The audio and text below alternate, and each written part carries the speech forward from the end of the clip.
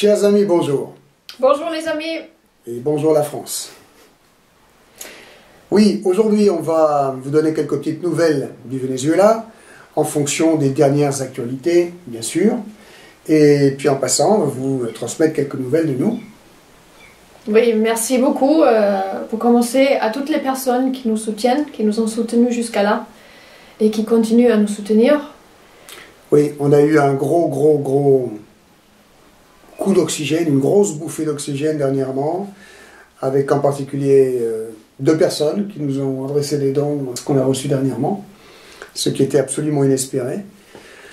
Et voilà, on ne va pas citer de nom ici bien sûr, mais les personnes se reconnaîtront, surtout l'une d'entre elles, puisqu'on l'attend pour bientôt ici sur l'île de Margarita. Voilà, merci du fond du cœur. Et sachez aussi que c'est très compliqué de faire des vidéos depuis le Venezuela parce qu'il y a des coupures d'électricité tout le temps, donc ça continue. Ça nous tombe dessus, on ne sait pas à quelle heure. Ça peut être le soir, ça peut être le matin, ça peut être à n'importe quelle heure. Et donc déjà c'est difficile de faire une vidéo parce qu'en plus la caméra, la batterie elle tient pas très longtemps. Oui. Et donc les lignes téléphoniques fonctionnent pas non plus. Après internet c'est encore plus compliqué parce qu'il y a presque plus d'endroits où on peut vraiment mettre des vidéos en ligne. Voilà, et quand on veut faire monter une vidéo de 10 minutes sur YouTube, ça nous prend quelque chose comme 3 heures.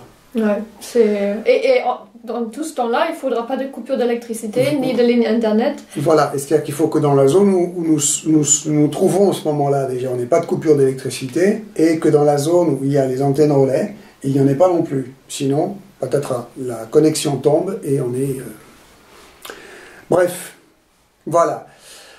Quelques autres nouvelles est-ce que je peux donner? Je peux vous parler un petit peu de certains petits avantages qu'on a tout de même à vivre dans le pays de Chavez. C'est que dernièrement, moi j'ai pu aller me faire réparer une dent. J'étais assez anxieux, très problématique, c'est jamais très agréable, vous savez. Et j'ai eu une reconstruction totale d'une dent qui est parfaite maintenant, gratuite, avec le service des Cubains. Quelque chose d'absolument insensé, qu'on n'imaginerait pas dans nos pays. Je crois que la sécurité sociale en France, elle vous permet gratuitement de vous faire arracher les dents. Ici, gratuitement, ils vous les reconstruisent. S'ils ont du matériel, enfin c'est... On peut toujours se débrouiller, ouais. C'est-à-dire que s'ils n'ont pas le matériel à ce moment-là, on peut aller voir des sous-traitants qui fabriquent le matériel. Enfin, j'ai appris d'ailleurs, à l'occasion de l'histoire de cette dent, où j'ai fait quelques recherches, qu'il y avait des Européens très avisés, qui étaient au courant et qui venaient exprès au Venezuela pour pouvoir se refaire une dentition complète, si nécessaire. Bien, voilà, il y a tant de choses fantastiques à dire sur le pays de Chavez, maintenant le pays de Nicolás Maduro. On va faire bref, on va vous parler des dernières actualités parce que on a eu quelques petites remontées de l'Europe. Suivant, on a appris d'ailleurs par certaines personnes qui nous ont envoyé des messages qu'il y avait eu un événement terrible le 30 avril avec des chars de l'armée qui avaient roulé dans la foule des manifestants contre l'État, qu'il y avait eu des morts, enfin bref, on nous adressait un tableau absolument abominable. Et nous sommes très vite allés à la récolte des informations. Enfin, ça a pris quand même un certain temps, puisqu'il n'y avait pas d'électricité, il n'y avait pas de télévision, il n'y avait pas d'informations. Alors ça a pris quand même quelques jours avant de savoir vraiment qu'est-ce qui s'est passé. Alors voilà, en fait, toi, tu as reçu par le biais de ton smartphone des informations d'Europe. Et nous, tous ces jours-ci, nous étions totalement coupés, c'est-à-dire qu'on n'avait pas non plus accès à la télévision, il n'y avait aucune connexion, aucun moyen de savoir ce qui se passait. Et on a été surpris d'apprendre qu'il y avait eu quelque chose, qu'il y avait eu un coup dur, ce 30 avril. Et donc les récoltes d'informations que nous avons pu avoir et qui sont absolument fiables, font état d'un tout autre scénario en réalité. Alors, le 30 avril au matin, dans la nuit, à 3 heures du matin pour être précis, il y a eu un dispositif militaire qui était mis en alerte la veille qui a été déployé sur le pont d'une zone est de Caracas, au-dessus d'une très grande autoroute, une très grande artère de Caracas, juste en face d'une base militaire, une base aérienne, une petite base aérienne qui dessert de petits avions et des hélicoptères, la base de la Carlota. Et d'ailleurs, on a vu après certains comptes rendus sur Internet qui disaient que la base avait été prise par l'opposition. C'est absolument faux. Il y a eu effectivement un déploiement de militaires en face de la base militaire, et il n'y a à aucun, pour un putsch, hein, il n'y a jamais eu d'intrusion des putschistes dans cette base. Je vous demande de me permettre de m'interrompre 2 petites secondes parce que ça me déconcentre assez. Vous entendez dehors, ça c'est les petits chats qu'on a recueillis, 4 petits chats. Oui, qu'on a rescaté dans la rue dernièrement. Voilà, donc je m'interromps 2 secondes, je reviens vers vous, je vais essayer de le calmer. Il vaut mieux. Donc, j'étais en train de dire, il y a eu un déploiement militaire sur le pont qui est face à cette base aérienne, avec le dispositif, le nombre de soldats, on ne l'a pas précisément. On sait qu'il y avait une poignée d'officiers de l'armée et de la garde nationale bolivarienne qui ont entraîné avec eux un contingent pour prendre position sur ce pont. Alors il y avait 4 fusils mitrailleurs qui étaient positionnés pour tenir le pont, ainsi que 8, ce qu'on appelle chez nous dans l'armée française les VAB, les véhicules avant blindés, qui sont de petits blindés transport de troupes, transport d'équipes militaires. Et en fait, ce qu'ils ont voulu faire croire ce jour-là, c'est qu'un putsch était en cours et il fallait que tous les soldats se joignent à un groupe déjà constitué pour renverser Nicolás Maduro. C'était ça le plan. C'était le plan. Alors ils n'ont pas voulu faire croire, ils l'ont fait. Mais là où il y a eu une fraude, une escroquerie monumentale, bien sûr, c'est que pour donner corps à ce putsch, à cette base de putsch, et se positionner à un endroit qui aurait dû être un point de ralliement pour faire venir tous les opposants de l'armée, eh bien, ça a été fait par la corruption de quelques officiers, directement liés à l'opposition évidemment, qui ont tout simplement été corrompus, qui ont été payés, et qui ont menti à leurs hommes. C'est-à-dire qu'ils ont dit à leurs hommes, ils les ont mis en alerte la veille, en leur disant qu'ils allaient devoir intervenir dans la nuit au lendemain matin sur une mutinerie dans une grande prison de Caracas. Donc les militaires, les troupes qui étaient présentes, étaient persuadées qu'elles avaient été envoyées sur une intervention qui n'avait absolument rien à voir avec un putsch contre le gouvernement, évidemment. Donc le but du jeu était pour les manipulateurs, c'est-à-dire Juan Guaidó et les quelques officiers corrompus, il était de mettre la pression à ces soldats une fois sur place en leur disant « mais maintenant que vous êtes avec nous en position pour ce putsch, et ce putsch va bien se passer parce que vous allez voir toute l'armée va venir nous rejoindre, vous êtes grillés, donc vous ne pouvez pas partir.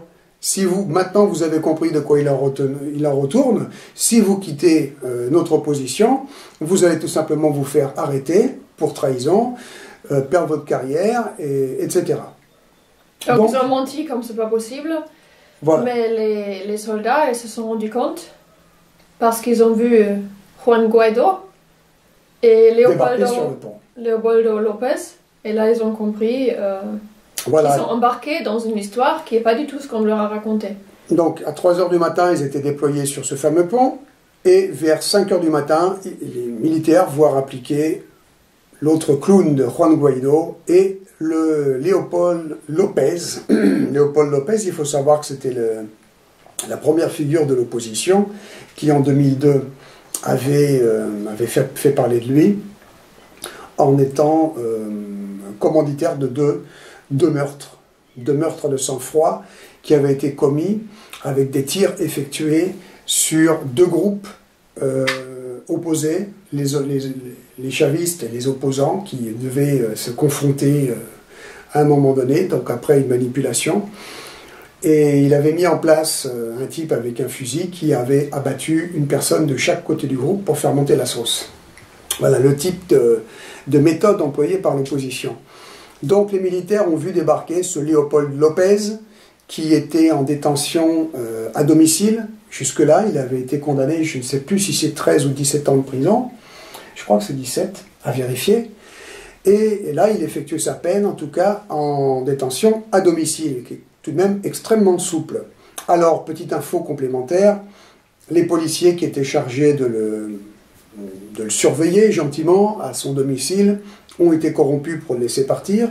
Et lui, il est parti de son domicile, de sa condition d'arrêt à domicile, invité par Juan Guaidó, qui lui a dit « Moi, président de la République, en charge, je te libère, je te gracie, tu n'es pas coupable, tu peux sortir. Aujourd'hui, c'est le jour du grand renversement, viens avec nous. » Et on va donc... faire ce putsch avec toute l'armée. Voilà, grâce à ton soutien, et déjà le premier point est de faire savoir que tu n'es plus opposant, emprisonné. Donc le type, il est sorti, il a montré sa gueule enfarinée, effectivement, on va voir, on va vous montrer deux petites coupures de film après, qui est là sur le pont. Et ce qui s'est passé après, c'est que tout a tourné en déconfiture. Après avoir compris la manipulation dans laquelle ils étaient, pour le gros des troupes présentes sur place, eh bien, les militaires, effectivement, hésitaient à quitter leur position de putschistes, s'attendant au pire représailles qui soit. C'est un peu naturel, c'est difficile d'aller expliquer qu'on a été à ce point manipulé par les supérieurs qui simplement vous inventent une intervention pour après vous dire « Ah ben non les gars, vous êtes sur un putsch, c'est comme ça, c'est à prendre ou à laisser ». Mais au fil des heures donc, qui ont suivi dans la matinée, assez tôt, eh bien, par petits groupes, les militaires sont partis, emportant avec eux d'ailleurs les 8 véhicules avant blindés, qui avaient été détournés du matériel de dotation de l'armée pour faire ce putsch. Et parallèlement à ça, c'est très intéressant de savoir que le peuple a immédiatement réagi. Je crois qu'il y a eu, au cours de la matinée, vers la fin de la matinée, quelque chose qu'entre 65 000 et 70 000 personnes autour du palais de Miraflores pour protéger le président de la République. C'est quelque chose quand même d'assez extraordinaire. Alors, déconfiture totale. Donc les putschistes, ils sont restés tout seuls. 20 ou 25. Toutes les autres sont partis et les putschistes, en fait, ils se sont enfuis dans certaines ambassades. Oui, mais avant d'en arriver là, ce que je voulais dire, c'est que la stratégie donc, de ce putsch, elle était de provoquer l'affrontement, de faire en sorte que les forces spéciales soient envoyées sur place pour circonscrire évidemment le putsch, ce qui aurait été logique. Et évidemment, il y aurait eu un massacre, puisqu'ils attendaient une intervention militaire. Et ce massacre aurait permis des titres justifiés dans la presse, ou plus ou moins justifiés, ou en tout cas qui auraient correspondu à une certaine réalité, de dire que des gens avaient été tués, qu'il y avait eu comment dire, une petite guerre civile fratricide entre les militaires du gouvernement bolivarien du Venezuela. Et ça ne s'est pas produit. Parce que Nicolás Maduro a eu l'intelligence de, au lieu d'envoyer les forces spéciales pour régler le problème en 2 coups de cuillère à peau, il a fait isoler la zone et il a permis aux militaires qui voulaient sortir de là et de rejoindre les rangs de l'armée bolivarienne. Et en isolant donc le groupe de putschistes, il est arrivé à faire en sorte de contenir l'effet du putsch et de faire en sorte qu'il n'y ait pas de propagation de violence qui se sont maintenus au niveau du pont, du fameux pont. Et pour vous dire, vous allez le voir avec quelques petites images qu'on va vous mettre après, sur le pont, on voit des militaires de la Guardia Nacional Bolivariana et des militaires de la FARC qui sont mélangés avec des types en civil, certains portant des armes, et ils reçoivent des grenades lacrymogènes. Et on entend derrière les bruits de tirs d'armes automatiques.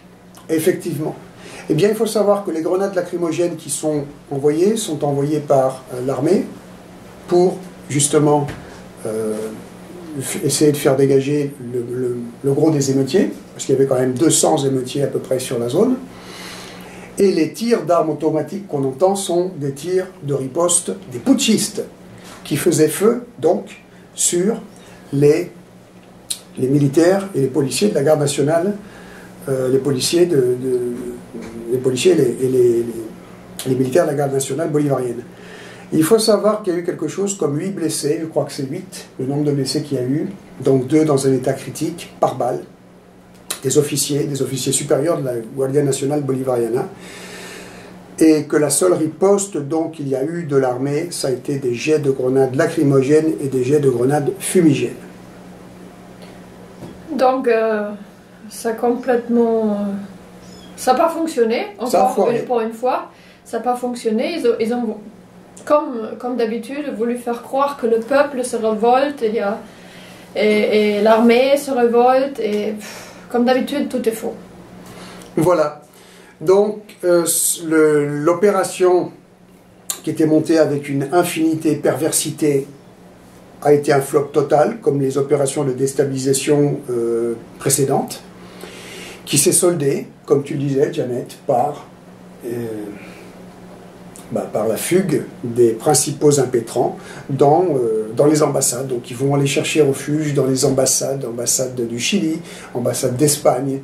Donc par exemple, Léopold López, là, je pense que vous êtes informé, il est dans l'ambassade d'Espagne à Caracas, et l'ambassade d'Espagne ne veut pas rendre aux autorités bolivariennes, ce qui commence à être un petit peu gênant. Alors oui, le Léopold López, en fin de compte, il aurait pu, s'il avait voulu certainement faire corrompre les policiers qui le maintenaient en surveillance dans sa résidence. Parce que là, il arrivait à la fin de sa peine, et là, il se retrouve comme un con. Non, il était à 5, il a fait 5 ans de prison, ouais. Il a encore beaucoup à faire, 13 ou 17. Ah bon? Oui, il a beaucoup à faire encore. Bien. En tout cas, le résultat est que le type, eh bien, du coup, il a un mandat d'arrêt. Il est là, et s'il est cueilli par les forces de police, il va en prison. Sérieusement, il ne va pas en ressortir. Et là, ça ne sera pas résidence surveillée. Donc, il n'a pas eu d'autre choix après cet échec, ce flop total, que de vite courir se réfugier dans l'ambassade. Donc, il a commencé par l'ambassade du Chili, puis après, il a dû aller à l'ambassade d'Espagne. Et en fait de terreur d'État, vous voyez quand même que les putschistes, ils peuvent bouger, aller d'une ambassade à l'autre, on ne leur tombe pas dessus. Et ça a été la même chose pour les militaires, les officiers qui ont fait cette magouille, qui ont touché un gros pactole pour détourner les hommes qui étaient sous leurs ordres. Eh bien, ils se sont réfugiés dans des ambassades. La fuite, déculottée, ventre à terre, la queue entre les jambes, c'est assez lamentable pour des gens qui se disent résistants de la liberté, combattants de la liberté. Voilà, pathétique tout ça.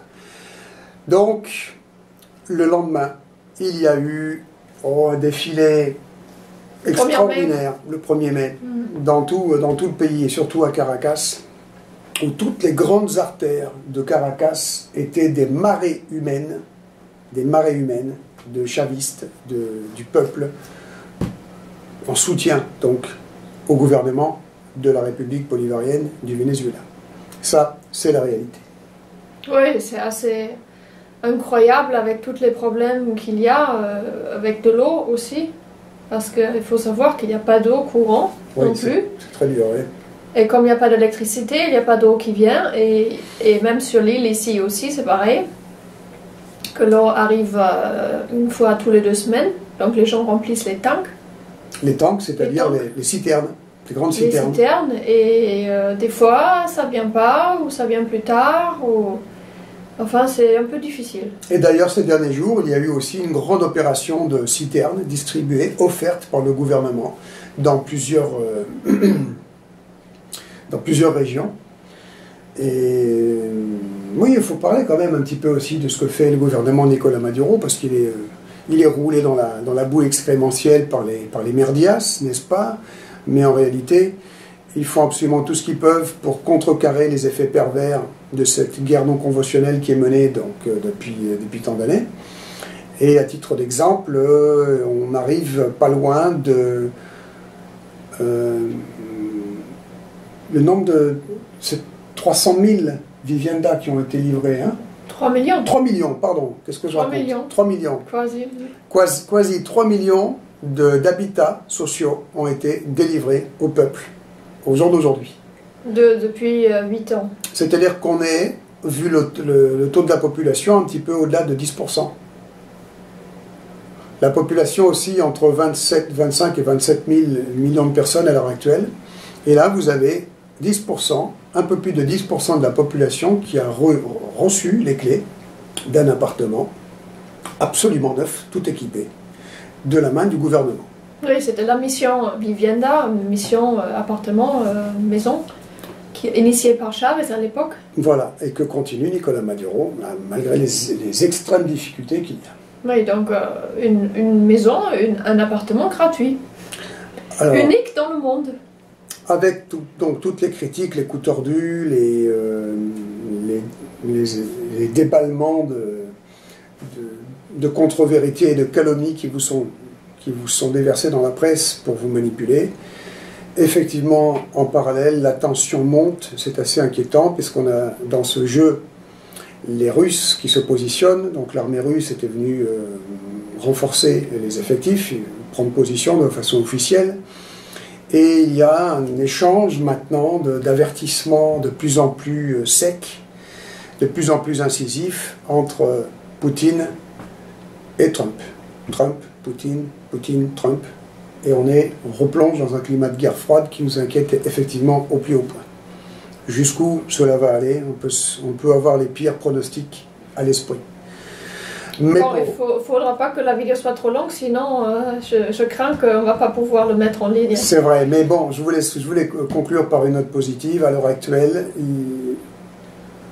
je ne dirais pas que tout va bien au Venezuela, mais le peuple est de plus en plus soudé autour du gouvernement. Les risques de guerre civile, en fait, je les vois de plus en plus réduits, en réalité, bien que tous les efforts soient déployés par les impétrants et les commanditaires de ce complot international pour justement amener le peuple vénézuélien à bout et à se retourner contre le gouvernement. Mais pour le moment, ça ne marche absolument pas. Au contraire, ça a vraiment l'effet inverse. Ouais. C'est assez intéressant de le noter.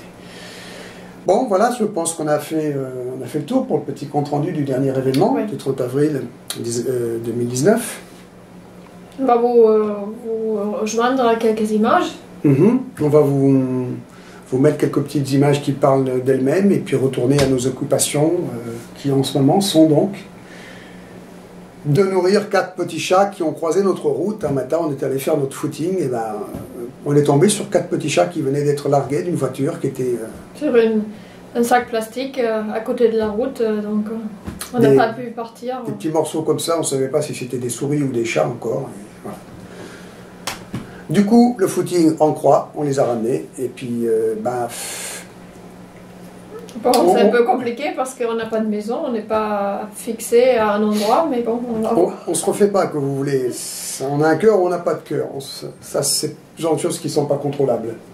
Donc, voilà, quelques petites images aussi des petits chats, en passant, pour finir avec une petite note tendre et positive. Voilà les amis, à bientôt. À bientôt et merci encore du fond du cœur.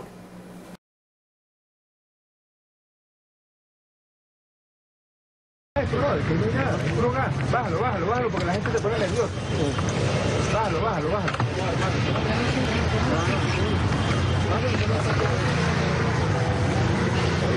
Mira,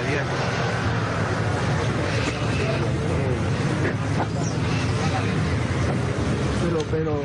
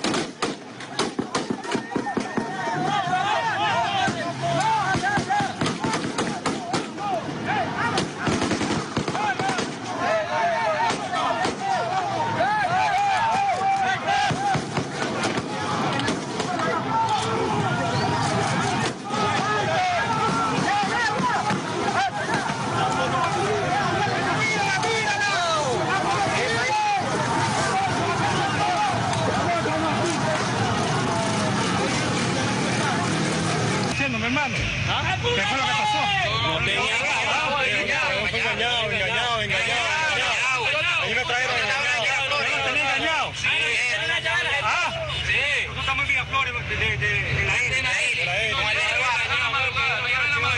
Lo dijeron, ¿dónde se llamó el CNE? En el CNE llegaron. ¿Pero quién? ¿Quién los engañó? Un sargento lo montó. ¿Cómo se llama el sargento? Y el comandante. ¿Cómo se llama el comandante? Sánchez. ¿Comandante? Sánchez. El mayor Sequera. ¿Y el mayor? Sequera. ¿Quién más? A mí me engañó fue el capitán Rivas. ¿Quién? El capitán Rivas. ¿Quién te engañó? Sí, me trajo para acá, no sé. ¿Pero quién?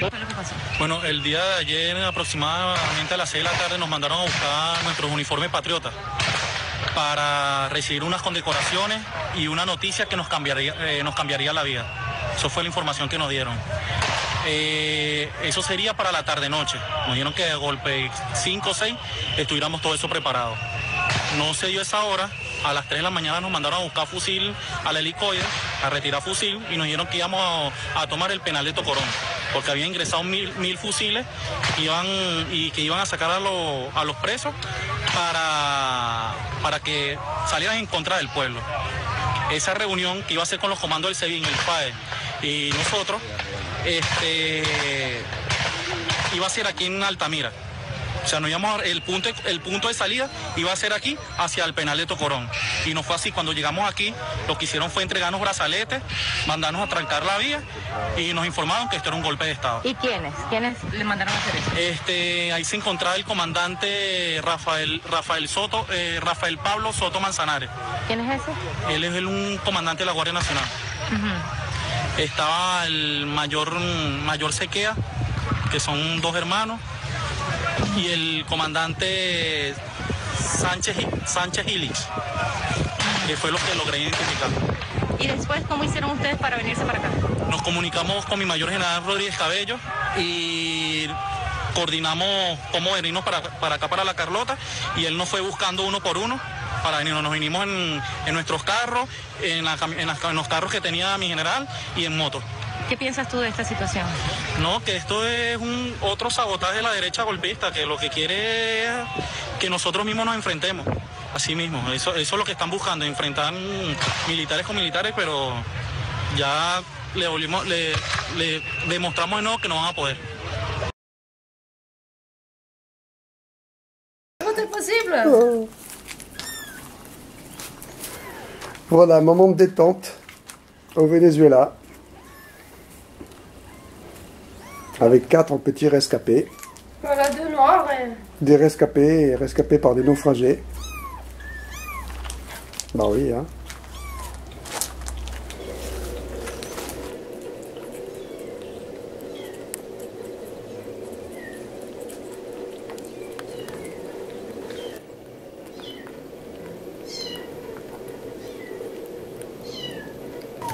Alors, t'as fini toi? Donc, tu es la nouvelle maman de ces 4 petits Ouais, chats. il semblerait. Ça va vite, hein? Deviens vite maman de chat.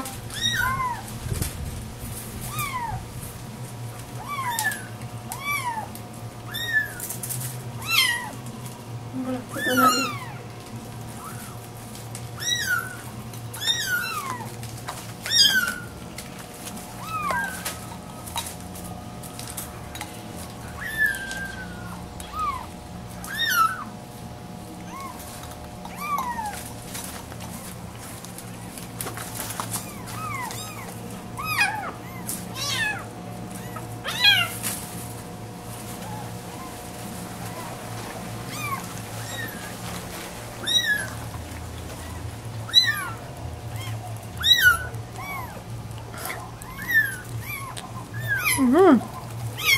Bouche grande ouverte. On va faire des cauchemars.